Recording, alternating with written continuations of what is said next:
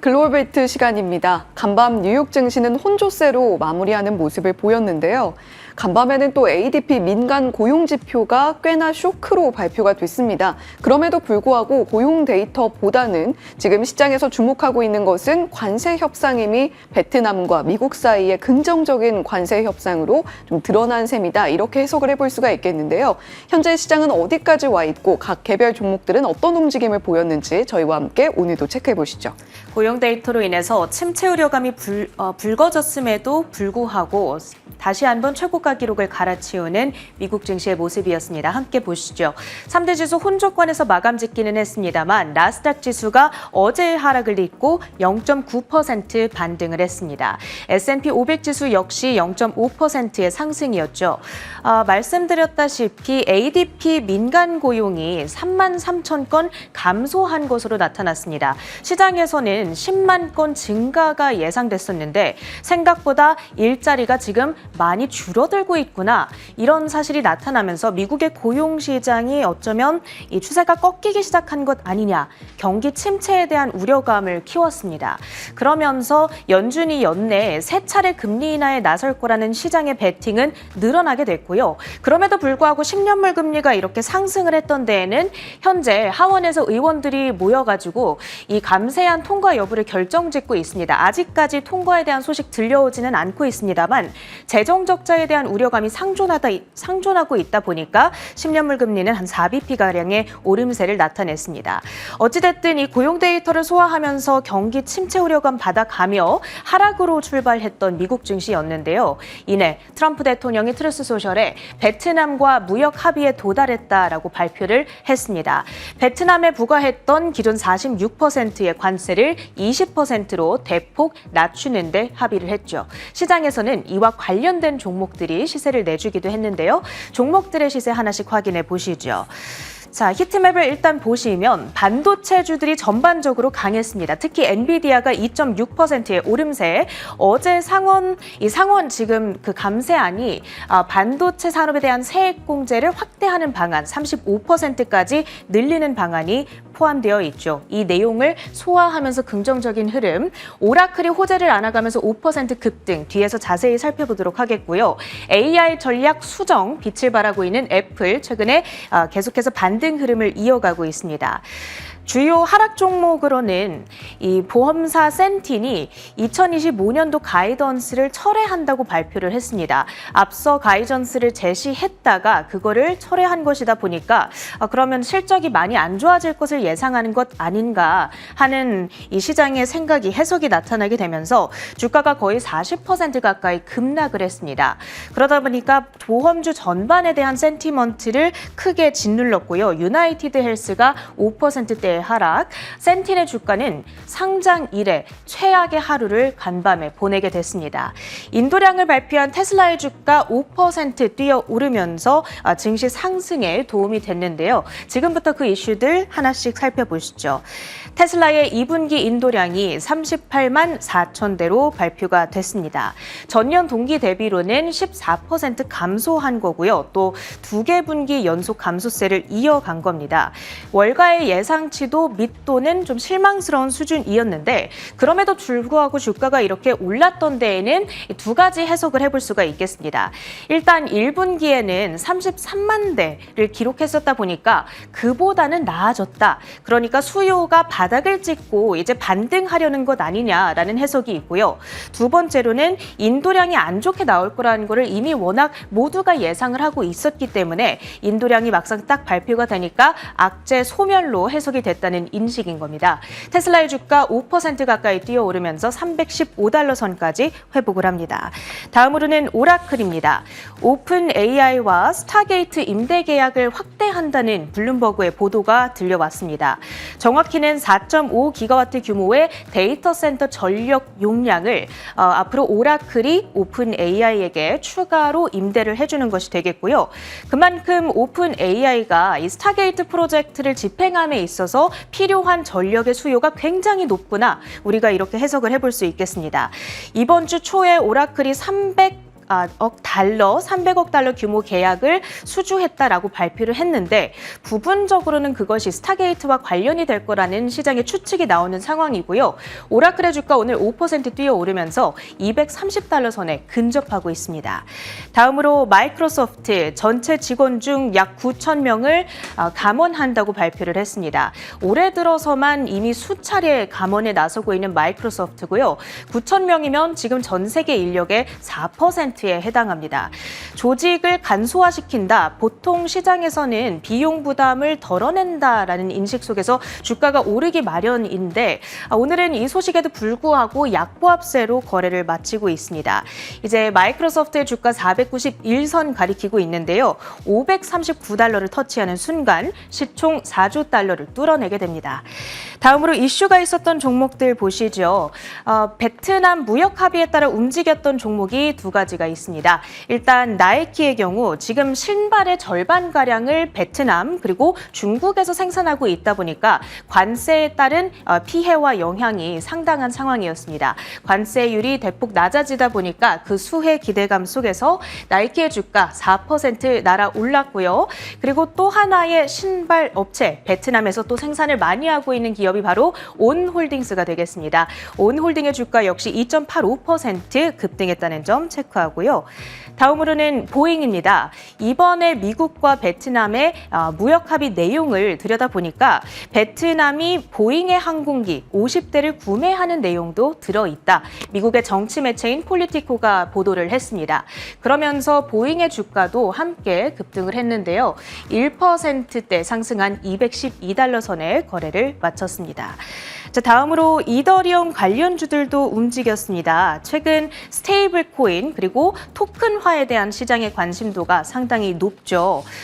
대표적으로 비트코인 채굴업체에 해당하는 비트마인 이번 주에 이더리움을 주요 준비 자산으로 삼겠다 새로운 전략을 발표했던 바가 있습니다.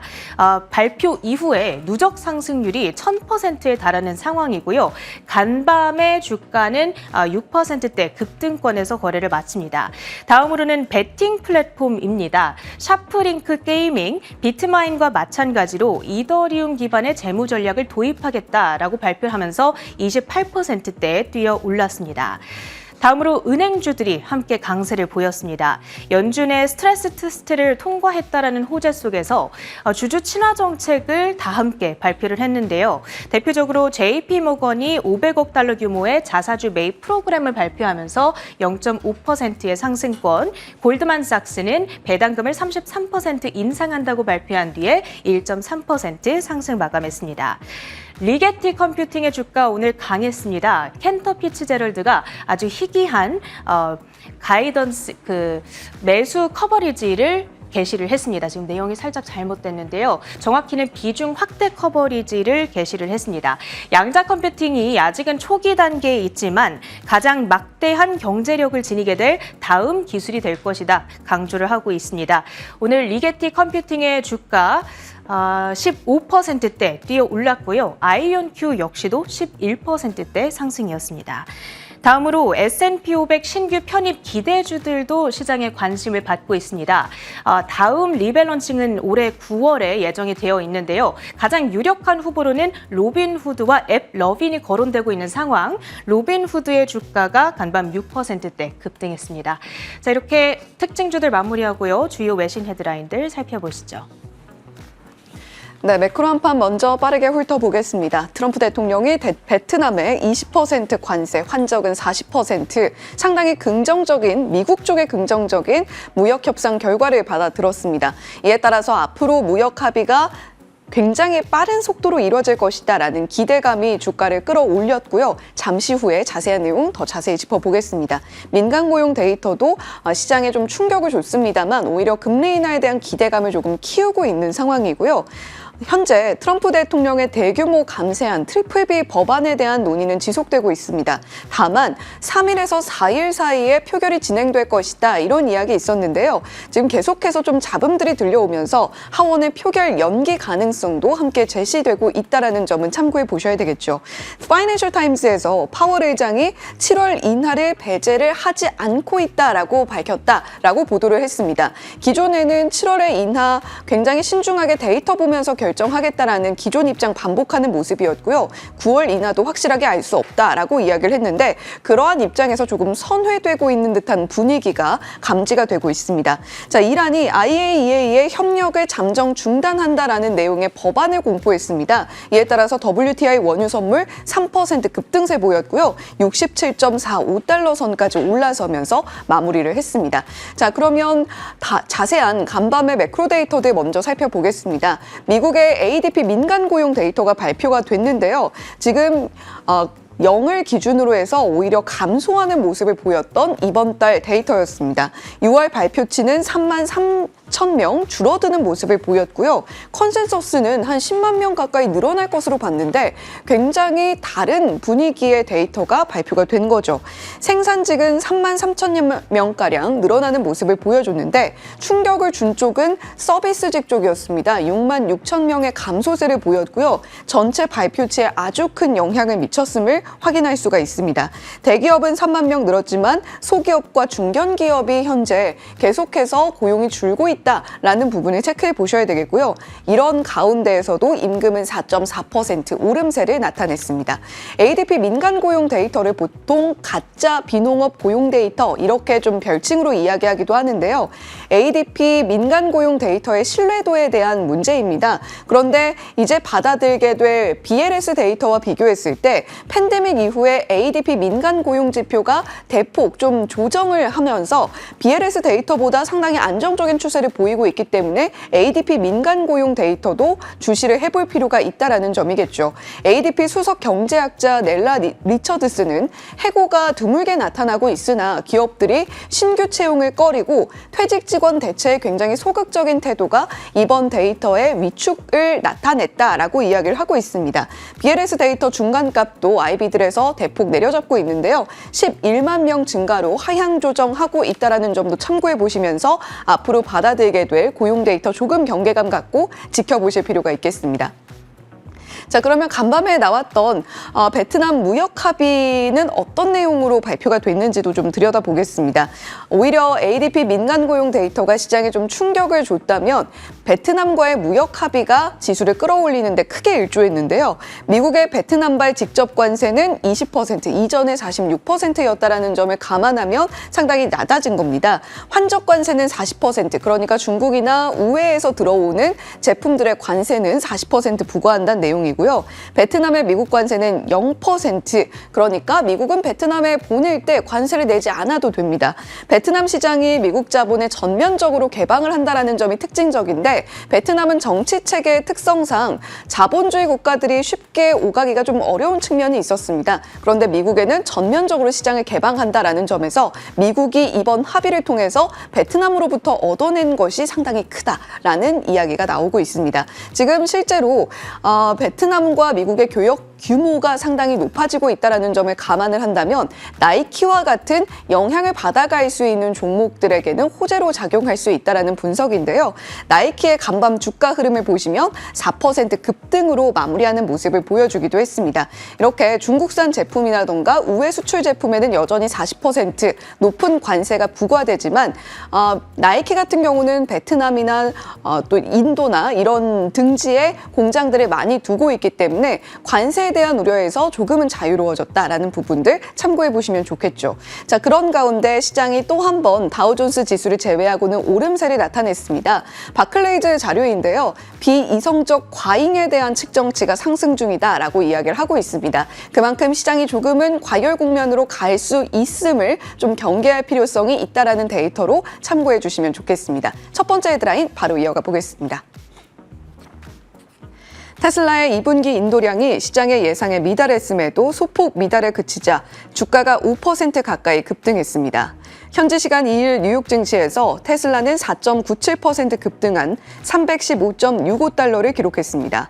이로써 시총도 1조 170억 달러로 늘어 시총 1조 달러를 회복했습니다. 이는 전분기 인도량이 시장의 예상에 미달했으나 생각보다는 양호했기 때문입니다.